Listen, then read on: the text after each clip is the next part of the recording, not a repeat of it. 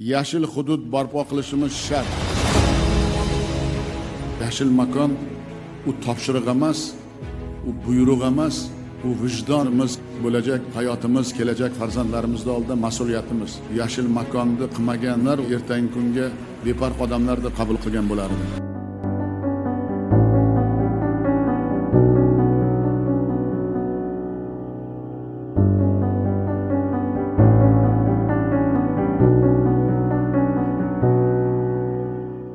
Aziz yurtdoshlar, barchalarimizda xabarimiz borki, hurmatli prezidentimizning shaxsan o'zlarining boshchiliklarida bo'lib o'tayotgan Yashil makon loyihasida bugun barcha soha vakillari qatori diniy sohadagi faoliyat olib borayotgan imom xatiblar, imom noiblar va masjidlardagi ko'p mutasaddilar mana shu ishda, xayrli ishda hammamiz bugun mana shu shanbalikda niyat qilib qo'ydikki, 1000 dan oshiq ko'chatlar va turli xil ko'rinishdagi gullarni ekishlikni niyat qildik. Bu ayni haqiqat. Payg'ambarimiz sollallohu alayhi va sallam kim bir ko'chat eksa, undan inson va yo hayvonot yo qushparrandalar agar bahramand bo'ladigan bo'lsa, Alloh subhanahu va taolo mana shu kishilarga, ko'chat ekkan kishilarga sadaqotlarni doimiy yetib turishini ham xabarni berganlar. Alloh azza va jalla shayximiz muftiy hazrat boshchiliklarida barcha respublikadagi imom xatiblar mana shu ishlarni bugun amalga oshirishyapti.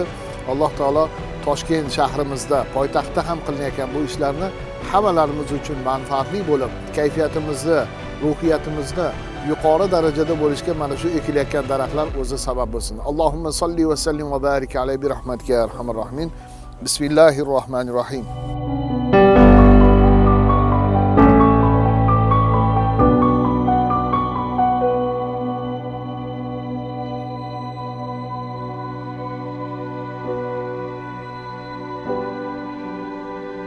Yashil makon dasturi bo'yicha mana ko'chatlar ekish boshlandi. Bu ham o'tgan yil ham bo'lgan edi. O'tgan yil ekilganlarimiz naryoqlarda ko'kardi. Bu yil salqinlarni berib, ko'p foydalar keltirib turibdi. Yana davomiy bo'lsin. Bu buta gul ekan. Ko'chatlarimiz ekilib, ko'karib, doim yashil bo'lib turadigan gullardan. Endi buni doim sug'orib turish kerak bo'ladi. Doim sug'orib turamiz. Xudo xolasa, bundan ham atroflarni kengaytirib, xudo xolasa xayrli ishlar, manfaatli bo'ladi, davom etadi.